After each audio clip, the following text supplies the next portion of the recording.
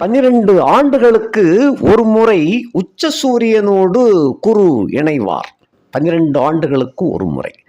அப்படி இணைகின்ற அந்த சேர்க்கையினால்தான் வெயில் வெப்பம் அதிகமாக இருக்கின்றது. அதோடு இதில் ஒரு வித்தியாசமான கணக்கு என்னன்னா, இப்போ ஆட்சி மூலத்திரிகோணம் பெற்ற சனி அந்த 2 பேரையும் பார்க்கின்ற காரணத்தினாலே வெப்பத்தின் அளவு அதிகரிக்கும். ஆகையினாலே தாம்பத்தியம் சுகமும் அதிகரிக்கும். அதன் மூலமாக பிறக்கின்ற பிள்ளைகள் நாடாளுகின்ற பிள்ளைகளாக, அரசோச்சுவதிலே மகா கெட்டிக்கார பிள்ளைகளாக பிறப்பார்கள் அப்படிங்கிற ஒரு கருத்து ஏடுகளில் சொல்லப்பட்டிருக்கின்றது.